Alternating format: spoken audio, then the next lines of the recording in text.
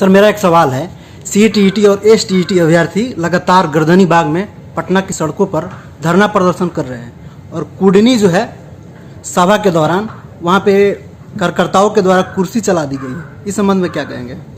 देखिए, मैंने कुछ दिन पहले किसी प्रेस के लोगों से बात करते हुए ये कहा था जी कि नीतीश कुमार जी को मैं चुनौती दे रहा हूं कि किसी भी पंचायत में बिहार में वो चुन ले कि ये पंचायत, और वहां बिना सरकारी अमले के, बिना सरकारी सुरक्षा के वो पैदल चल के दिखा दे। हो ही नहीं सकता है। जनता में इतना आक्रोश है जी। वही चीज आपको कुढ़नी में दिखा। वो ऑर्गेनाइज्ड मीटिंग है जी।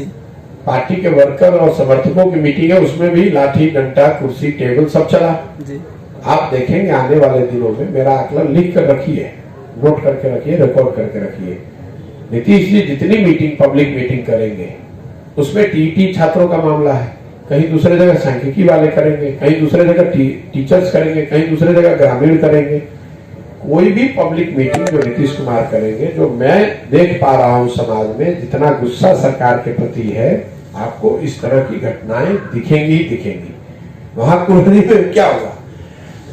टीटी छात्र जो अपने इतने दिनों से गर्दनी बाग में आंदोलनरत हैं जी। बिहार में लाखों शिक्षकों के पद रिक्त हैं, शिक्षा व्यवस्था ध्वस्त है और टीटी पास किए हुए छात्र बैठे हुए, उनको नौकरी नहीं मिल रही। एक और गांधी मैदान से आप कह रहे हैं कि हम 10 लाख सरकारी नौकरी दे देंगे, और दूसरी ओर जो लोग एग्जाम पास करके बैठे हुए हैं और रिक्तियां हैं वहां उनकी नियुक्ति नहीं कर रहे हैं, तो स्वाभाविक तौर पर लोग आकर अपना आक्रोश दिखाएंगे।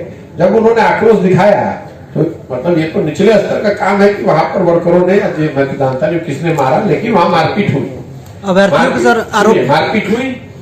मैं आपको ये कह रहा हूं कि आपके लिए जो एक न्यूज है, मेरे लिए ये न्यूज नहीं है।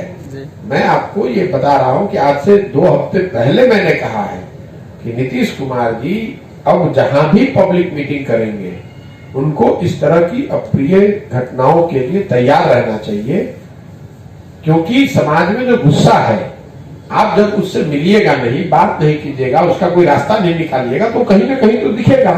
कहीं लोग नारेबाजी करेंगे, कहीं काला झंडा दिखाएंगे, कहीं कुर्सी चलेगा, कहीं चप्पल चलेगा, रोज की बात होगी। आप आने वाले महीनों को देखिए नीतीश कुमार जी पब्लिक मीटिंग कर कहां रहे हैं। ये पहली मीटिंग में निकले तो आपने देख लिया क्या हुआ, फिर दूसरी मीटिंग में जाएंगे फिर यही होगा।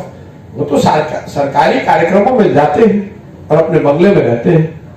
तो जब जनता इतनी नाराज रहेगी आपके कार्यक्रम, आपके क्रियाकलापों से, तो ये तो होना ही है। सर अभ्यर्थियों का आरोप है कि शिक्षा मंत्री बोलते हैं कि बहुत जल्द ही हो जाएगी इन छात्रों की नियुक्ति, तो अभी तक आश्वासन पे आश्वासन मिल रहा है। मेरे भाई, यही तेजस्वी यादव हैं जी, जिन्होंने घूम घूम कर हर सभा में बिहार में कहा कि मैं पहली कैबिनेट मीटिंग करूंगा तो उससे पहला जो सिग्नेचर होगा उससे 10 लाख लोगों को नौकरी दे दी जाएगी।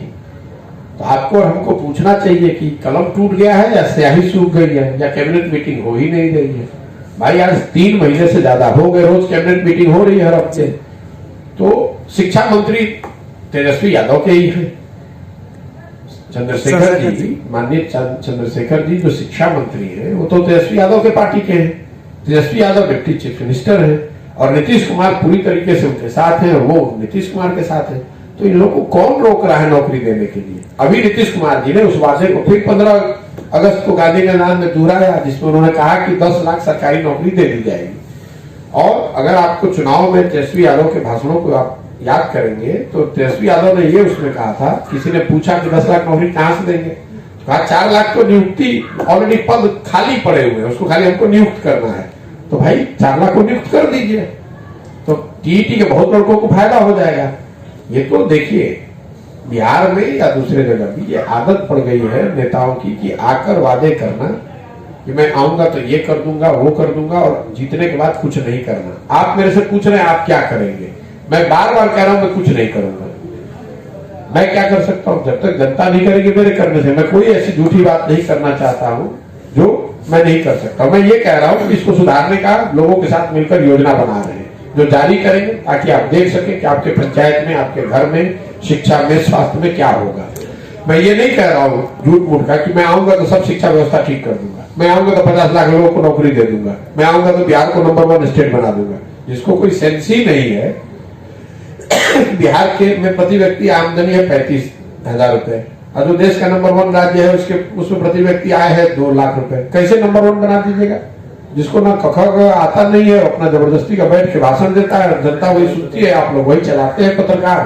तो यही हालत है। सर एक और सवाल है, आप देखिए एज ए पत्रकार भी आपकी भी जिम्मेवारी है समाज में लोगों को शिक्षित करना, सही और गलत का परिप्रेक्ष्य देना। देखिए निर्णय जनता को करना है, जी जी, आप नहीं बता सकते कौन सही है कौन गलत है, लेकिन कम से कम उसको परिप्रेक्ष्य में तो रखिए।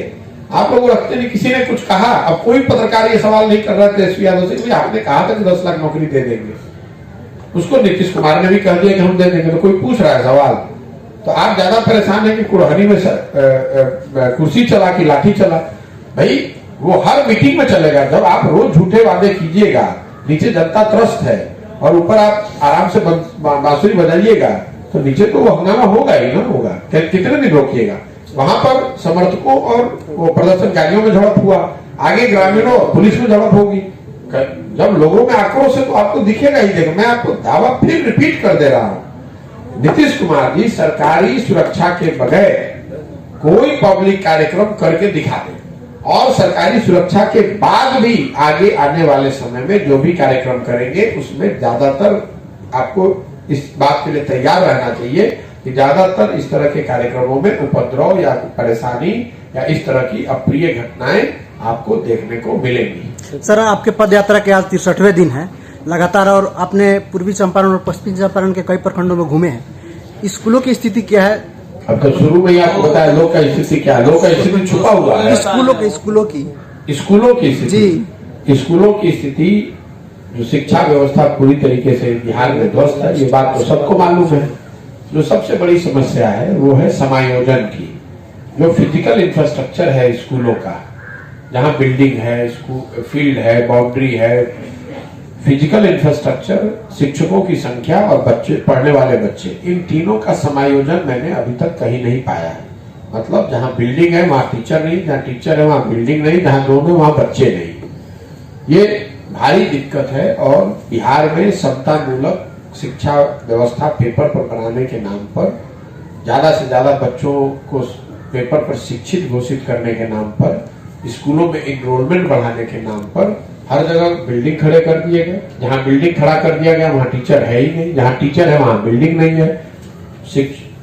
स्कूलों में को जनरली आप समाज में कहीं चले जाइए, लोग सरकारी शैक्षिक संस्थाओं को खिचड़ी बांटने का सेंटर मानते हैं। वो पढ़ाई का सेंटर रह ही नहीं गया है, ना समाज की नजर में ना रियलिटी में। तो ये परेशानी आपको है हर जगह।